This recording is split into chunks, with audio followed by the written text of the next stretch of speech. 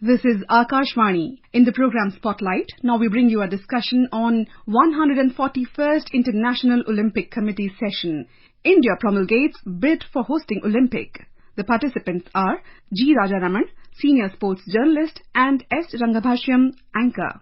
Prime Minister Shri Narendra Modi, in his inaugural address of the session of the International Olympic Committee in Mumbai yesterday, very clear that India actually harbors wish to host the 2036 Olympic Games in the country. Mr. Rajaram, don't you think that's a big dream for any country and especially for an upcoming developing country like India? Yes, of course. It is a massive dream, not just for India, but for any nation that wants to host the Olympic Games. It is truly massive, but it is practical as well. I think the world of sport, you've got to be competitive. You want to be in the top 10 in the world, and then ensure that you also host a number of events so that there is holistic development of people, not just of athletes, but of society at large. And I think the Olympic Games are a great opportunity for any city in India to grow, to evolve, and to be among the best in the world. Don't you think at the same time it is also intimidating at times to have the biggest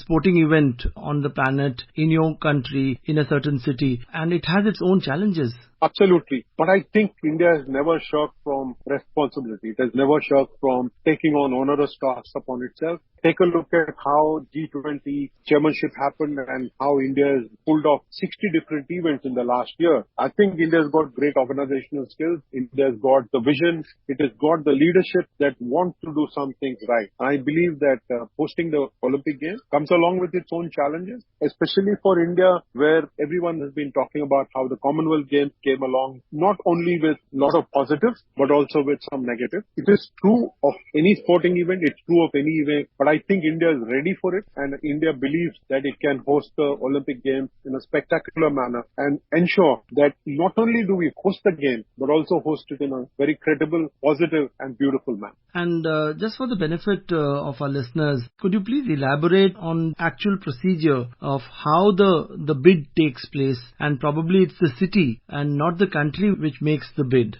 There was a time, Ranga, where cities used to bid, where the mayors used to go and make presentations to the International Olympic Committee at their session. And 7 years before the games are due to be held, they are allotted to a city. But things have changed a bit in the past few years because several reasons. The International Olympic Committee now invites cities to bid for the Asian Games. Previously, anybody could bid, and it used to be a cumbersome and long process. There was some corruption involved at certain points of time. So IOC has got very, very effective now, and in a very efficient manner. It invites cities that have shown interest to place bids, and then they're very careful about how they go about the bidding process. There was a time where 7 years was the time that was given before Olympic Games were allotted. But today, we already know that Brisbane in 2032, we are 9 years away, and we know that Brisbane is the host city for 2032. This was announced even a couple of years earlier. So we will know sooner than later. India is in the running to host the Olympic Games in 2036, and maybe in a couple of years we will know whether that dream of ours can come true. And although, no city has been mentioned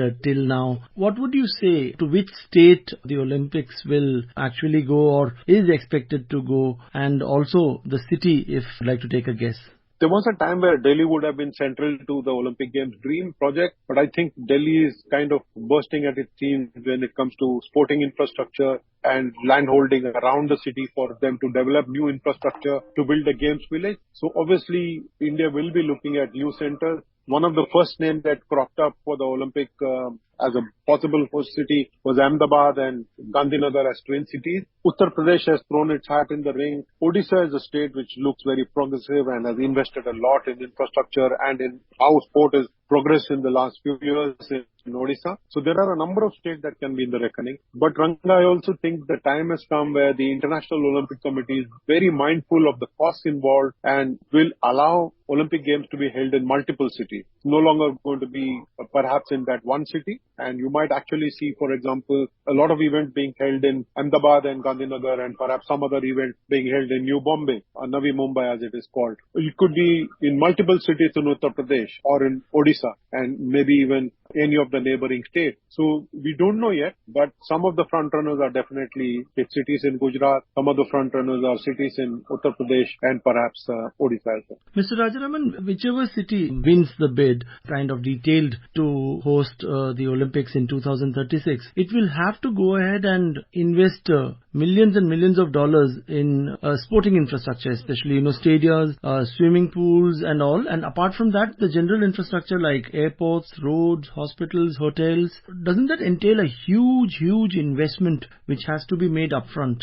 We can see it as an investment, or we can see it as an opportunity for a city to grow. I believe that the development of host cities is one of the bonuses that comes along with the Olympic Games. And we saw Delhi blossom as a city in 1982 in the first instance. Asian Games were held. And then in 2010, I would talk about the Barapulla flyover that has enhanced traffic between East Delhi and South Delhi. I would talk about the metro that has come about in Delhi thanks to the Commonwealth Games. I would talk about the T3 terminal at the Indira Gandhi Airport, which came about primarily because the Commonwealth Games were being held in Delhi. So there will be infrastructure development. We should not see it as a cost to the game. We should see this as a catalyst to the development of a city, catalyst to the evolution of host cities for the Olympic Games. I think we need to change our attitude when it comes to multidiscipline games, and we must see this as a chance for any of the host cities to grow as a world class.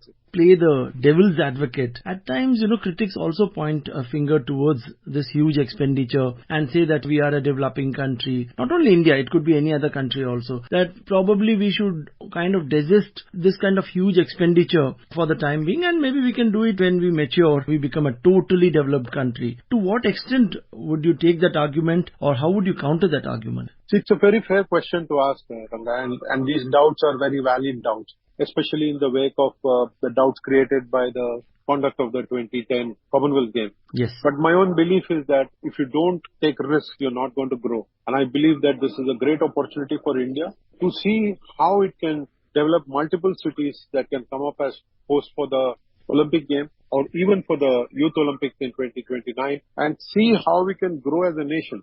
Yes, it is an investment. Yes, it is a burden on the exchequer, but I will not actually, burden is the wrong word. It's the exchequer comes under some kind of pressure.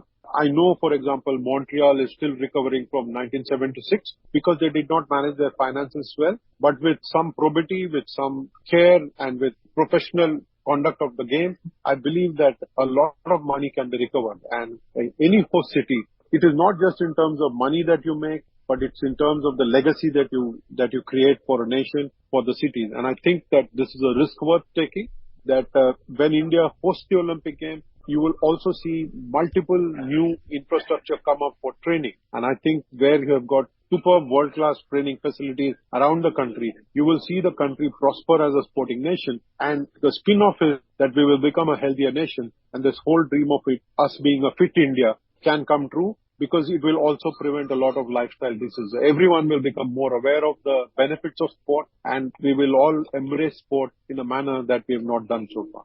As you said, probably you think that it can't be Delhi again. As we discussed earlier, Delhi has seen and hosted the Asian Games of 1982 and the Commonwealth Games of 2010. Maybe not Mumbai or Chennai, Bangalore, Hyderabad. It has to be some other city? Yes, it is going to be a different city.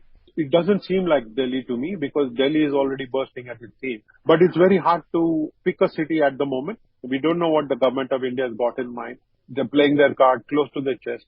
From the distance, Gujarat being a front runner, you can see Odisha cities wanting to host the Olympic Games. You can see Uttar Pradesh cities wanting to become better and host the Olympic Games. So there are multiple states, multiple cities that will want to host the Olympic Games. And it's going to be brilliant to watch how we evolve, not just with the Olympic Games, but also with the Youth Olympic Games. 2036 is quite some time away. So we'll get kind of advance notice and time to prepare and all of that. But at the same time, I want to bring in, as far like we discussed about, developing infrastructure, sporting infrastructure. As far as our sports persons are concerned, lead has already been taken, especially in the last 10 years.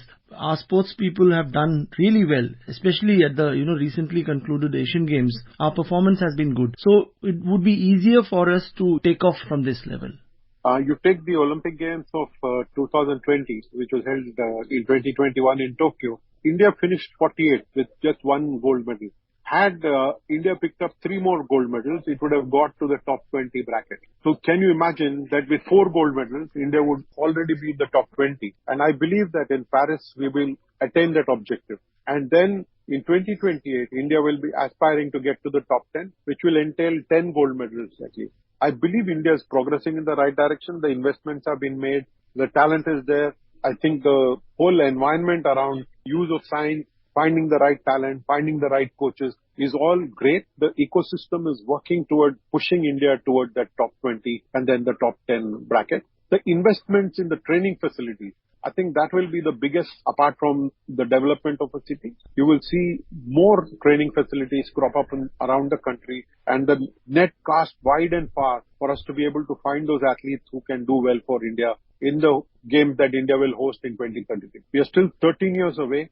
Ample time for India to do well, both in terms of hosting the game and in terms of competing well in the game that India can host. Mr. Rajaram, we all know and do acknowledge that, the central government is doing a lot to encourage sports persons. The state governments are doing equally well. They have announced a number of schemes to encourage, sports in every sphere. But despite that, at times we do get to, read about reports that the sports persons are not being treated well. Maybe, it's not the priority. If the officials take the forefront, take all the benefits, and at times the sports person is the kind of last priority. What all do you think should change? There's always a scope for improvement. At the state government level, what all do you think should improve in order to bring greater focus exclusively on the sports person and not on the sports administration or officers? Ranga, first and foremost, things have changed in India. It is no longer the official-centric sport that we're talking about. The athletes have come to the center of the universe as far as India is concerned. Under the Prime Minister's leadership, the athlete has come to take the central position in the world of sport, at least in the Indian ecosystem. Things are changing and things are changing for the better. And I'm very happy that things have changed pretty quickly.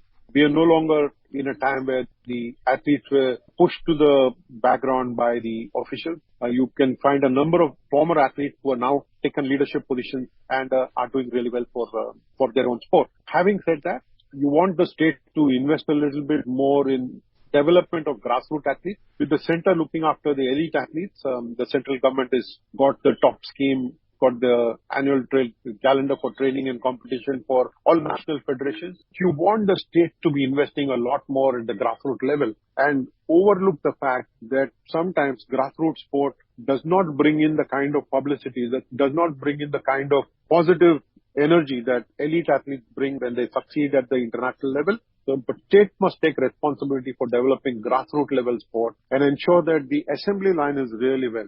So this is about a federal system, and if the center can take care of the elite athletes, the states must, and since sport is actually a state subject, every state government must invest a lot more in the development of athletes at the younger level. And the Prime Minister also, spoke about the 2029 Youth Olympics, that probably if India could get an opportunity to host it, would you see that as a warm-up to the 2036 Olympics? I would see that very differently. These are two standalone events. We might think that some of the athletes in the Youth Olympics will progress to becoming champions in the 2036 Olympic Games as well. That may not happen because internationally what is happening is that those who are doing really well at the youth level, at the under-20 level, sometimes are burnt out and we have to find new athletes to do well at the Olympic Games level. To me, these are two standalone events. I don't think we should confuse them as stepping stones. As the Youth Olympic Games as a stepping stone to the Olympic Games, we need to be patient and understand that both are separate events and they must have different kind of backing on them. Mr. Rajaram, it's been a pleasure discussing the issue with you. And let's hope that Olympics 2036 is actually hosted in India and we get to hear of a confirmation in the next couple of years. Thank you so much for joining us on the program. Thank you very much, Ranga, for having me on your show. There is already a positive vibe when after the Prime Minister announced that India would like to host the 2036 Games. There is a lot of energy that you can feel around the country. I'm sure that we will find some wonderful results sooner than later. Thank you so much. Thank you, Ranga. You were listening to a discussion on 141st International Olympic Committee session, India promulgates bid for hosting Olympic. The participants were G. Rajaraman, senior sports journalist, and S. Rangabhashyam, anchor. This program was produced and presented by the News Services Division of Akashvani. You can listen to it on our mobile app, News on AIR. This program is also available on our YouTube channel, News on AIR Official.